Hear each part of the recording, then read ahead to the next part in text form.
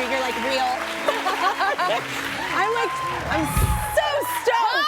Hi. I'm so happy to see you. I'm gonna be so chill and cool. You inspire me. What? I just want you to know that. I love that you know I exist. I more than know you exist.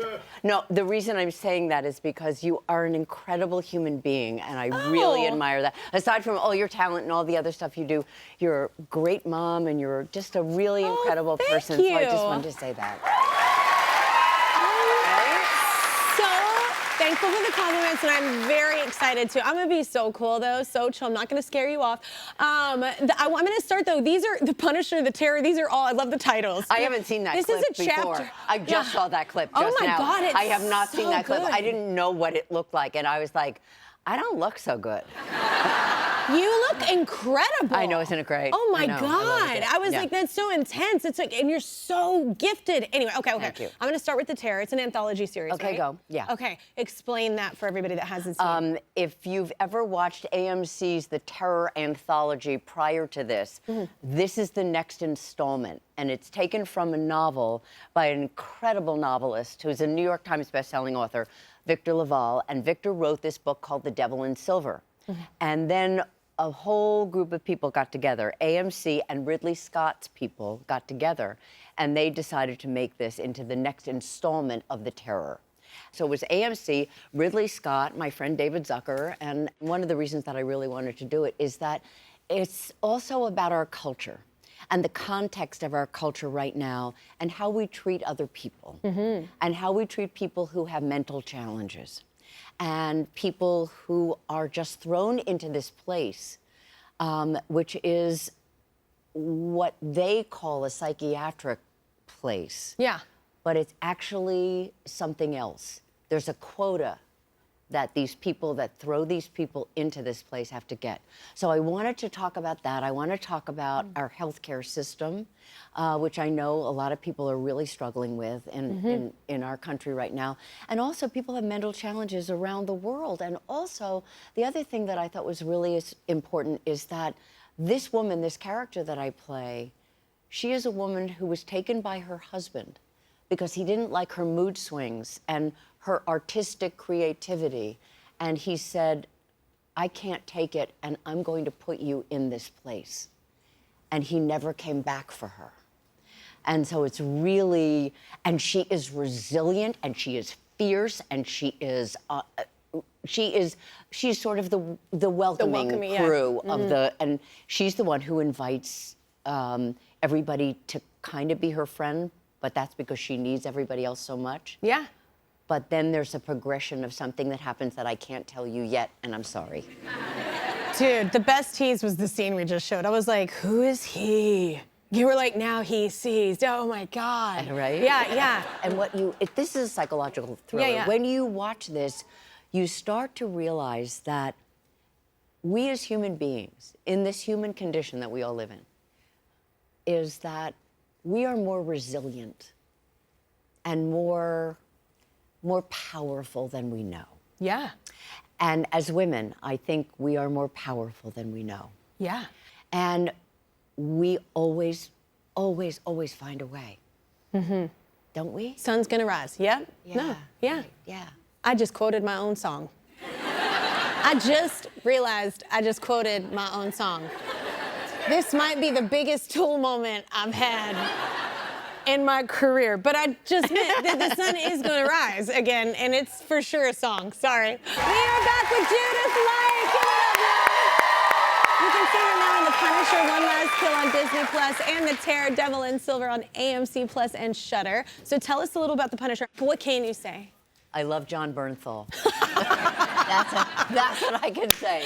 That's it. We did it, and Reginald Green, who did the movie King Richard, which was nominated for Best Picture Oscar. He directed this, and I mean that movie was really spectacular. They are great friends. They wrote it together, and Jon is such a good writer. He's a great father. He's a wonderful husband. He's a great family man. And he has this way about him that he really supports everybody. He is a total team player. Yeah. And so when you see The Punisher and how upsetting it can be, who he is as a person, he can do that because that's not at all what he's about. It's a beautiful thing because, you know, in our careers, we don't always, like, especially in the beginning, you don't always get to do exactly what you're wanting to do at the time. But when you get to a place where you're just taking work too, because you just love the person you love, you want to be around those people, you want to create with those people. That's such a wonderful blessing. That's an incredible blessing. But in the beginning of your career, it's like, I know you understand this, it's like in the beginning of your career, what happens is you have all these pictures about what it's supposed to be. And how's it going to look? Because I had said so many, and I've said it a million times, I was never going to do a soap opera, I was never going to do a sitcom, I was never going to marry an actor. He's now a recovering actor. And he was the one who said to me, you know, if I happily would have stayed on the soap for the rest of my career. And he said to me, no, you should go to California. I said, no, you don't understand. I don't want to see the same weather every day. And I don't drive. Thank you. Right? And I don't drive. And I don't, he said, yes, you're going to do this. And so I decided that I was going to leave the soap and we were going to go to California together. And it was really eye-opening. Because the other thing I said I'd never do was I said I'd never do a sitcom. Enter. Okay, wait. One of the greatest ever. Who's the boss? I know. Right? Wait, so who's the boss? I know. Since you brought it up. Oh my God, I love you guys so much. I know. I mean, first of all, what a cool thing to be a part of, like, just one of the greatest shows ever. I love you so much. But how was that audition? What was that audition like? Because it's different than what you were doing. It was so great. First of all, I had been this girl who came from the soap operas.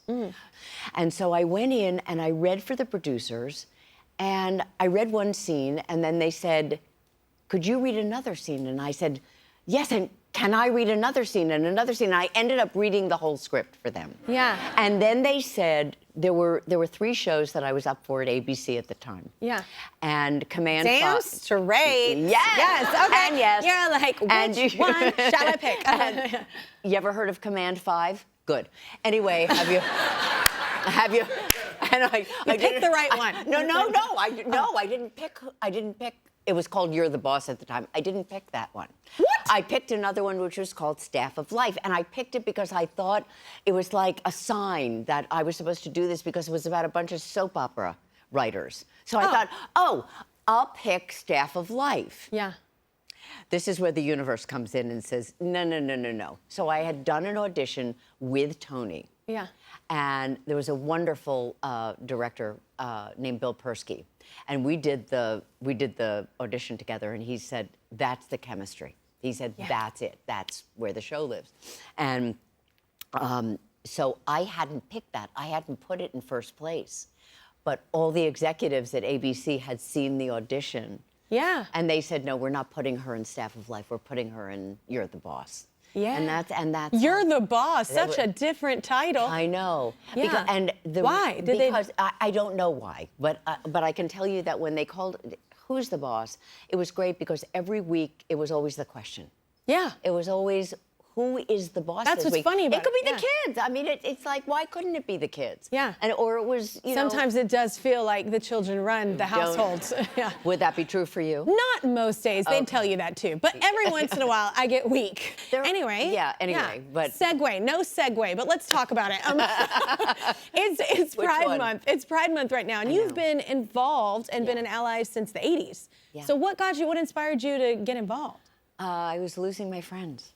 I was, you know, when you're in the theater community and you start reading about this one you've lost and somebody you haven't seen for a while, and then there's another person that you've lost, and also the injustice of this, of the way the people in the LGBTQIA plus community were being treated. And I thought that I could say something. And I had done this movie called The Ryan White Story. And Ryan White was this extraordinary young man, and he died of AIDS. He was very connected with Elton John, and they were friends. And Ryan was being interviewed on the Phil Donahue show. Phil, who was extraordinary and has since passed. And he was interviewing Ryan, and he said to Ryan, you know, your community didn't treat you well. And he said, if you had had that experience, somebody else in your community had had HIV and AIDS, how would you have been? And he said, I would have been afraid like the other people were. He said, but I wouldn't have been cruel. And this sort of takes me back to Devil in Silver. It's like what does it mean to be cruel to another human being?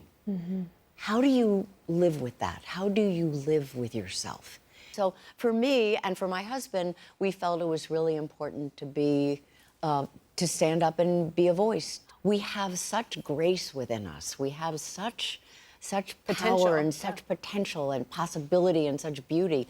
But if you make the context of your life service, like when I chose to do this part in this, or when I chose to do The Punisher, when I choose to do something, I do it because I believe that my work is my service, and that's my context.